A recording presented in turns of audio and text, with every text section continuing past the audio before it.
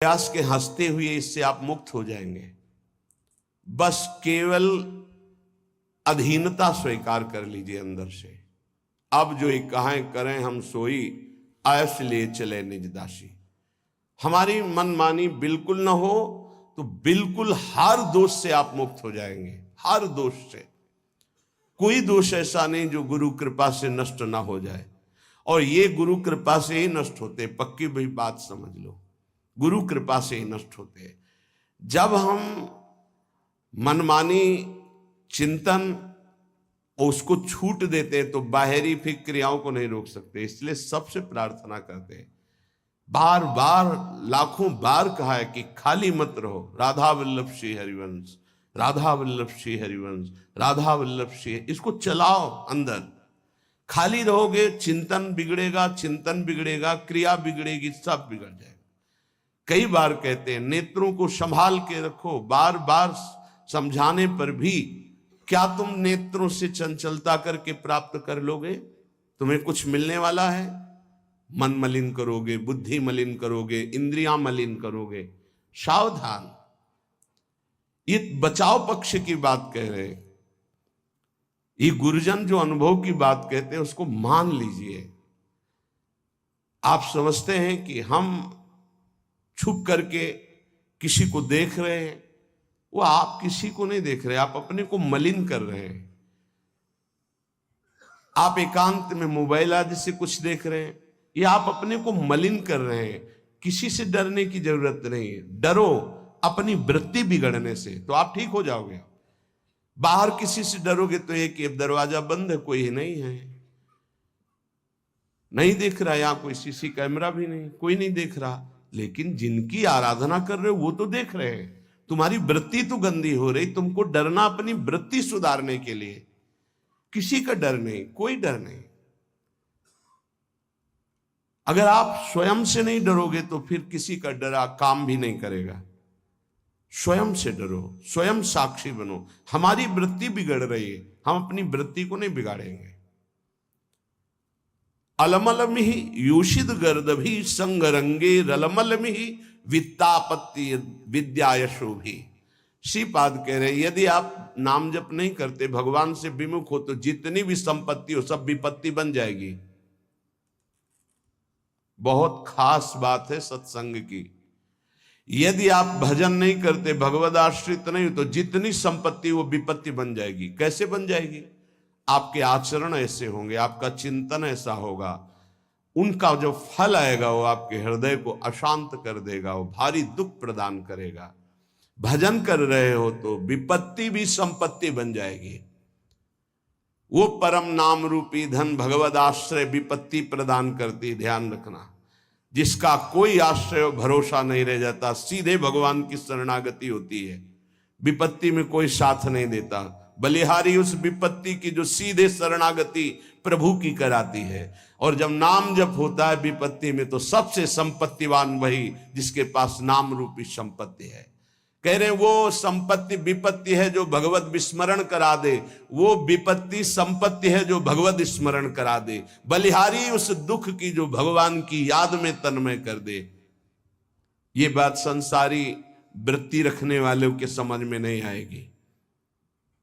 विद्या यशोभी, मुझे विद्या नहीं चाहिए, बहुत ही बाधक है भगवत प्राप्ति में। कोई कहेगा विद्या भगवत प्राप्ति में बाधक कैसे हो सकती? क्योंकि वो विद्वान है तो शास्त्रों का ज्ञान है। हाँ, यही बात है। बस विद्या का अभिमान आ गया, शास्त्रों के ज्ञान का अभिमान आ गया, अब तत्व बोध तक नहीं पहुंच पाएगा। भगवत प्राप्ति में भारी बाधा श्री भगवत रसिक जी महाराज के विद्या, पहले विद्या शब्द का उच्चारण किया।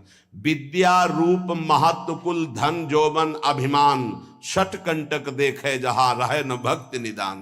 तभी भाई जी महाराज श्री हनुमान प्रसाद पोद्दार जी कहते हैं कि हमें बुद्धिहीन बना दो हे भगवान। भगवान इस बुद्धि को बंद कर दो। बड़ी चंचल, बड़ी तार्किक, बड़ी अपने को प्रवीण समझने वाली नाथ, इसे केवल अपने चरणों में बैठाल दो, पंगु कर दो। यशोभी ही, मुझे यश नहीं चाहिए। अब जब यश प्राप्त होने लगता है तो भगवत चिंतन, भगवत प्रसन्नता की जो वृत्ति थी वो लोक चिंतन और लोक प्रसन्नता में बदल जाती है। ये समाज कैसे कितना जुड़े, कितना बढ़े, ये समाज कैसे प्रसन्न रहे। प्रसन्न रहने का मतलब भगवत भाव से नहीं, हमारे अनुकूल बनी रहे, यशो भी मेरा यश गान होता रहे। बहुत बड़ा ये दोष उत्पन्न हो जाता है भगवत मार्ग के पथिक के जीवन में जब यश की प्राप्ति होती है। अगर गुरु कृपा ना हुई तो यश ये आखिरी खाई गिरा देता है उसको। प्रतिष्ठा कैसी, बोले सूकरी विष्ठा की तरह देखे, गौरव घोर रौरवम, संतों की भाषा है। साधु अपनी प्रतिष्ठा को क्या देखे, सूकरी विष्ठा, किसी काम की नहीं। गौरव, मुझे लाखों प्रणाम करते हैं, बोले घोर रौरवम, ये घोर रौरव नरक के समान इसको समझो। जो यश कीर्ति प्रतिष्ठा मान सम्मान प्रिय लगने लगा तो बड़ी ऊंचाई से नीचे गिरने में धम्म से देर नहीं लगती। सम्मानम कल्यात घोर गरलम, ये सम्मान घोर विष है। नीचापमानम सुधा, नीच पुरुषों द्वारा किया हुआ अपमान अमृत के समान है। ऐसा मानो रात दिन राधा मुरली मनोहर का भजन करो। ये बहुत विचित्र माया भगवान की। नहीं चाहिए मुझे यशो भी। श्रीपाद कह रहे अलमल मिह नाना साधनायास दुखई, मुझे नाना प्रकार के साधनों में दुख नहीं उठाना। तो क्या करना चाहते हो आप? भवत भवत वृंदारण्यमाश्रित धन्याहा, मैं बार बार कहता हूं धाम के आश्रित होकर राधा राधा राधा और युगल सरकार की सेवा बस। मुझे और किसी साधन में समय व्यर्थ नहीं करना, नहीं भटकना। इदमपि भविता किम यत्र कुत्रापि वृंदा पदमपि मम यातम श्रोतवीथि मकस्मात्। अगर कोई ऐसा वृंदावन कान में पड़ गया वो पाप रहित होने लगता है। ये महापुरुषों का अनुभव। प्रियाजू का प्रिय धाम ये चिदानंद है वृंदावन। ये नाम भी स्वयं प्रियालाल वृंदावन वृंदावन गाते हैं। बड़ा पावन शीघ्र हृदय को करके, पावन करने वाले तो बहुत से तीर्थ हैं, लेकिन पावन करके प्रेम प्रदान करने की सामर्थ्य वृंदावन में है। कह रहे वैकुंठ कोटि कोटि प्रगुणित मपि नो यद्रजो लेश मात्रम प्रोन्मीलत सौभगर्धे लवमपि लभते शुद्ध भावोज्ज्वलाया। करोड़ करोड़ वैकुंठ वृंदावन धाम की रज की समानता नहीं कर सकते। क्यों? क्योंकि वैकुंठ में ऐश्वर्य वैभव है और वृंदावन की रज उज्जवल महाप्रेम भाव प्रकाशित कर देती है। कुर्वीरन भक्ति कोटि भगवती ना तथाप्यद्भुत प्रेम मूर्ते श्री राधाया भक्त किमपि न कलिताम नौमि वृंदाटवीम। मानते हैं कि कई प्रकार की भक्ति होती है जिससे भगवान प्रसन्न होते हैं, लेकिन जहां श्री किशोरी जी के सामने हाथ जोड़कर लाल जो विनय करते हैं उन किशोरी जी के चरणों का प्रेम किस भक्ति से प्राप्त होता है? तो बोले श्री वृंदावन रज की आराधना और रसिक संग से। तो बोले इसीलिए इदमपि भविता किम यत्र कुत्रापि वृंदा पदमपि मम यातम श्रोतवीथि मकस्मात् मधुर मधुर राधा राधा राधा माधवानंग खेला वन मुपनय दंतर दास्यति प्रेम मूर्छाम। ये अद्भुत बात, अद्भुत बात। इसलिए बार बार अद्भुत कह रहे हैं कि गुरु कृपा से शास्त्रों का स्वाध्याय हुआ है और उनके बताए हुए साधनों पर चले हैं। एक दो साधन नहीं, बहुत से साधन हुए हैं, क्योंकि क्रम बाई क्रम मार्ग रहा है। नैष्ठिक ब्रह्मचर्य, गायत्री अनुष्ठान, महावाक्य अनुष्ठान, संन्यास धर्म, क्रम बाई क्रम 20 वर्ष। फिर ये राधा राधा, ऐसे कोई अंधविश्वास या अंधश्रद्धा से नहीं बोल रहे। जो ज्ञान मार्ग का साधक होता है, बड़ा तार्किक बुद्धि होती है, वो ऐसे परास्त नहीं होता है। जब तक रसास्वादन नहीं होता तब तक वो स्वीकृति नहीं होती उस हृदय में जो ज्ञान प्रधान साधन रहा है। इदमपि भविता किम यत्र कुत्रापि वृंदा। ओहो, ये शब्द मेरे कान में पड़ा, वृंदावन वृंदावन वृंदावन। ये हृदय को महाप्रेम में बना देता है। क्यों? क्योंकि यहां मधुर मधुर राधा राधा राधा, यहां के पशु पक्षियों की आवाज भी राधा नाम युक्त होती है, हमारी श्रवणेंद्री पकड़ नहीं पाती। हरिवंश महाप्रभु हित सजनी स्वरूपा कह रहे, राधा यशो मुखर मत खगावली के। यहां के जितने भ्रमर, कोकिला, कपोत आदि पक्षी हैं, ये जब गुंजार करते हैं तो अपनी भाषा में बोलते हैं राधा राधा राधा, प्रियाजू का यश। यहां की वायु राधा राधा लेकर के, यहां के पत्ते की खुड़कन में भी राधा शब्द कटाक्ष होता है। वृंदावन के वृक्ष को मरम न जाने कोई, यहां डाल डाल और पात पात पर श्री राधे राधे होए। मधुर मधुर राधा राधा राधा, इस जो राधा नाम जपने के लिए जिनको हृदय में भाव आया, मानो श्री कृष्ण बरस पड़े, भगवान बरस पड़े उसके ऊपर। जिसकी जिह्वा से राधा राधा और वृंदावन पर श्रद्धा, तो बोले युगल सरकार की प्रेममयी जो लीला है, जिस लीला का एक भी क्षण हृदय में प्रकाशित हो जाए तो बोले प्रेम मूर्छाम, वो प्रेम विकल हो जाए, मूर्छित हो जाए, ऐसे युगल सरकार की दासता प्राप्त होती। श्री धाम वृंदावन का आश्रय, रज का सेवन, रसिकों का संग, ये दुर्लभ उपासना है जो वृंदावन रस की है। इसीलिए सुसुख वांछा जहां तक है, मोक्ष तक, वहां तक का त्याग होता है यहाँ के उपासक में। पर इतनी सरलता से त्याग हो जाता है कि जैसे एक छोटे से बच्चे से पूछो, वो कुछ नहीं जानता, बस इतना बोलने के लिए उसके हृदय में हिम्मत है, हमारे माई श्यामाजू को राज, बस श्यामाजू संभाल लेंगे। एक छोटा बच्चा है, एक दिन हम कहे, एक बोल रहे थे नंद के लाला की जय, तुम्हें बोलना पड़ेगा तो क्या बोलोगे? बोले श्री जी की जय। हाँ, बहुत ये बात कहां से आई? इस रज के प्रभाव से, रसिक संग से। श्री जी की जय तो लालजू भी बोलते हैं, निकुंज में महारानी जी की जय तो लालजू भी बोलते हैं। ये बाहर के नहीं जान पाएंगे, ये महल है, ये प्रेम का वैभव है, ये प्रेमी जनों के द्वारा ही जाना जाता है। इसलिए अहो भाग्य, हमें वृंदावन की रज का सेवन करने को मिल रहा है, राधा राधा बोलने को मिल रहा है। हमें अन्य की तरफ अब नई दृष्टि डालनी है। हमें अपने मार्ग को पहचान कर चित्त का समाधान करके, आश्रित हो करके उसमें डूब जाना है। जो रसिक संग है, पूज्यपाद श्री उड़िया बाबा जी महाराज, इनके दर्शन मात्र से, इनके ऐसे परमाणु हैं, वो हमारे हृदय में आकर के प्रियालाल के प्रेम का आकर्षण करते हैं। बड़ी सूक्ष्म बात है। भजन से जैसा भजन किया जाता है वैसे परमाणु बनते हैं। अगर आपको याद हो तो एक बार बताया था कि श्रीपाद जो कालीदय में श्रीधर बाबा रहते थे, उनके जब चरण सेवा में जाते थे, जहां हम मस्तक रख के प्रणाम करते तो हृदय से निकलता निताई गौर हरि बोल। गुरुदेव भगवान से बताया था, विवश होके निकलता। क्यों? क्योंकि बाबा सिद्ध पुरुष थे इस बात के।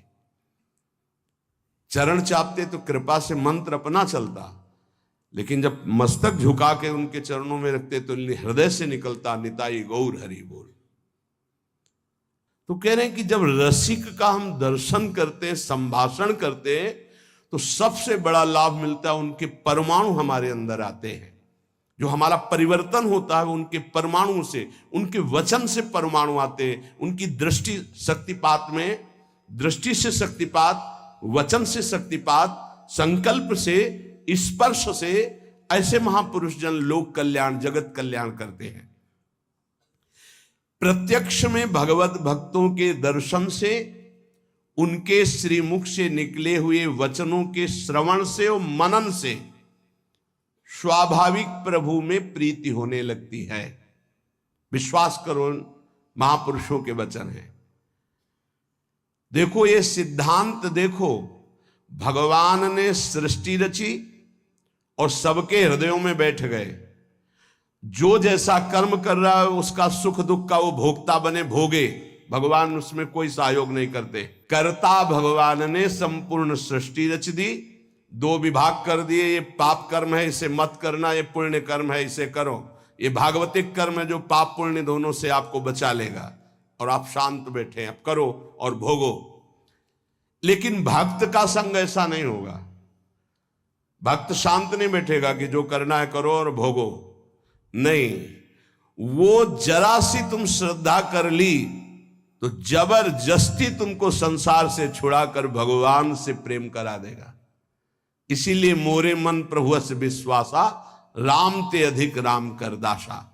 इसलिए भगवान उस पर विशेष कृपाल होते हैं जिसे भक्त का संग मिल जाता है।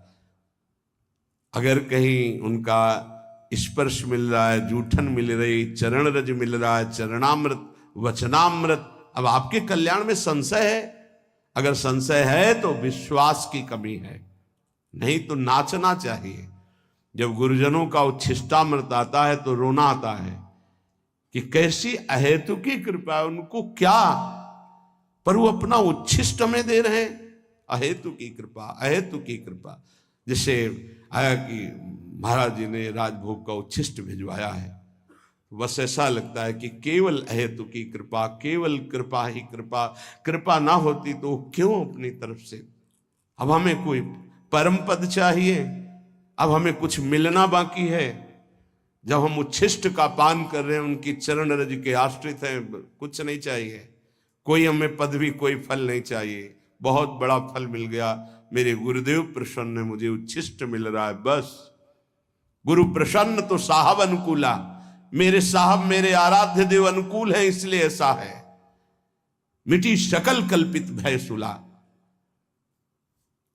अनुरागी भक्त के आगे भगवान दीन होकर रहते हैं। जो चतुराशी जी के प्रथम पद की दूसरी पंक्ति,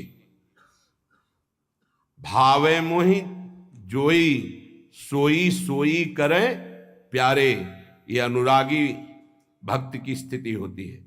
भावे मोहि जोई सोई सोई करे प्यारे, ये शरणागत भक्त की स्थिति होती है। जोई जोई प्यारो करे, सोई मोहि भावे।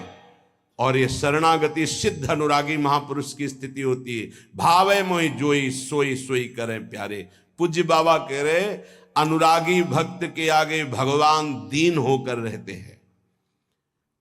जिनकी भगवान में दृढ़ आसक्ति है उसी को अनुरागी भक्त कहते हैं।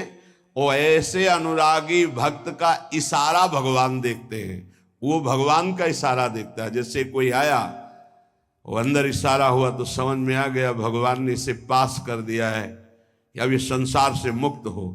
और जब देखा कि भगवान के प्रति थोड़ी भी उदासीनता आ रही है तो वो भगवान की तरफ देख के कहते हैं, तो भगवान उनके इशारों को देखकर हृदय का परिवर्तन कर देते हैं। पक्का ये अनुभव की बात कह रहे, आराध्य देव गुरुदेव के इशारे को देखकर हृदय का परिवर्तन कर देते हैं। इस यह गुण साधन ते नहीं हुई, तुम्हारी कृपा पाओ कोई कोई। कैसे तुम्हें बताएं भक्त के सामने भगवान नाचते हैं। जैसे गीता जी में कहा, यंत्रारूढ़ानि मम माया, मैं अपनी माया के प्रभाव को देख रहा हूं, सबको कठपुतली की तरह नचा रही है। उमादार जोशित की नाई, सबई नचावत राम गुसाई। और प्रेमी भक्त के सामने ये कठपुतली की तरह नाचते हैं। इतना अंतर है भक्त और जगत में। भगत और जगत में इतना अंतर है कि जगत उमादार जोशित की नाई, कठपुतली की तरह सबई नचावत राम गुसाई। और यहां ताई अहीर की छोहरियां छछिया भर छाछ में नाच नचावे लाला। पहले नाच के दिखा, फिर तुझे। ये प्रेमी भक्तों की मैं। भक्तों के इशारे पर नाचते हैं श्री भगवान, इसीलिए भक्त महिमा है। मोते अधिक संत कर लेखा, जाने उ संत अनंत समाना। एक क्षण के लिए कभी प्रभु अपने भक्त से दूर नहीं होते। अगर आप हम पास बैठे हैं और आपका नाम नहीं चल रहा, मंत्र नहीं चल रहा, तो या तो इधर नहीं है और या फिर उधर कनेक्शन नहीं है। बोर्ड है, तार बढ़िया है, बल्ब भी सही है, कनेक्शन भी लगाए हो, लेकिन थोड़ा आधा चावल अंतर है, तो आप बटन को ऑन ऑफ करते रहिए, उसमें लाइट नहीं जले। बस वो जो आधा चावल का अंतर है उसको और जोड़ दीजिए, फिर ऑन कीजिए, जल जाएगी। ऐसे पास हो, थोड़ा भी अपनापन कहीं है, कहीं भी त्रिभुवन में है, तो ऑन नहीं होगी। नहीं तो यहां जो चल रहा है वही तुम्हारे अंदर चलना चाहिए। समर्पण शरणागति का मतलब है जहां शरणागत हम हुए उनके जो चल रहा है वही चलना चाहिए। वो नहीं चल रहा तो कनेक्शन ठीक नहीं है आपका। अगर कनेक्शन सही है तो फिर वहां चल नहीं रहा, इसलिए नहीं चल रहा। नहीं तो एक बार सदगुरुदेव भगवान के से भजन की याचना कि जैसा भजन होना चाहिए जो देखते हैं महापुरुषों में वो नहीं है।